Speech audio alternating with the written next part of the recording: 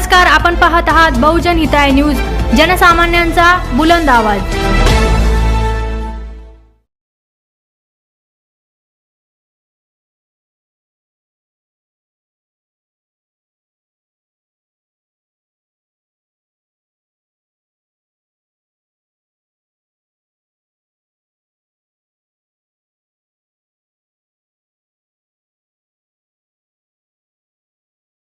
आपण उपोषणाला बसल्या, आपल्या प्रमुख मागण्या काय आहेत? आमची प्रमुख मागणी होती की अच्युत नानवटे यांची छत्रपती संभाजीनगर येथून उपप्रादेशिक अधिकारी म्हणून जे पदावर आहेत त्या पदावरून त्यांना तात्काळ त्यांची बदली करण्यात यावी।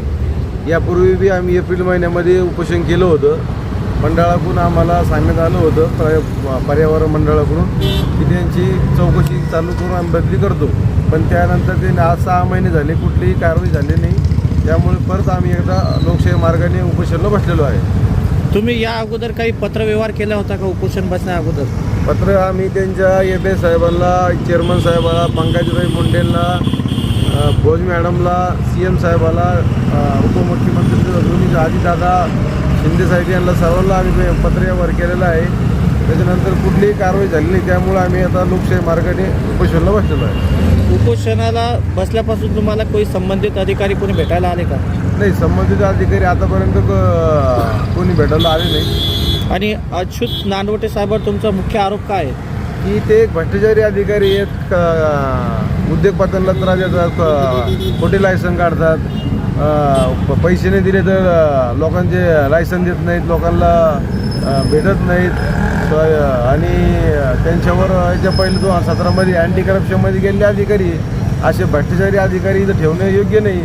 आपला जिल्हा हा संभाजीनगर आता औद्योगिक जिल्हा आहे, तर असे लोक आपल्या जिल्ह्यामध्ये नको आहे, त्यासाठी आम्ही लोकशाही मार्गाने उपोषण करतो। तुम्ही इतक्या तक्रारी देऊनही तुमची दखल घेतली जात नाही, तुम्हाला काय वाटतं याबाबत? याच्या मागं मला तर एकच वाटतं की त्यांना कोणतरी राजकीय सपोर्ट करतं आहे, त्यामुळे त्यांच्यावर कुठली कारवाई अधिकारी करायला घाबरत आहे असं वाटतं। या संदर्भात तुम्ही पंकजाताईची पण भेट घेणार आहात? पंकजाताईची याच्या पहिली भेट घेतलेली आहे, त्याच्या आता परत त्या पंकजाताई संभाजीनगरला आल्या की परत आम्ही त्यांची परत एकदा भेट घेऊन त्यांना परत एकदा विनंती करणार आहे की असा अधिकारी तात्काळ इथून बदली करा जो भ्रष्टाचारी अधिकारी आहे, आणि स्वच्छ अधिकारी द्या, जेणेकरून संभाजीनगर आपलं औद्योगिक विभाग आहे तिथं चांगलं कार्य होईल।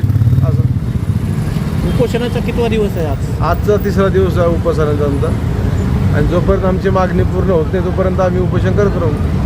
आपल्याला उपोषण करतं मी वैभव अशोक दळवी।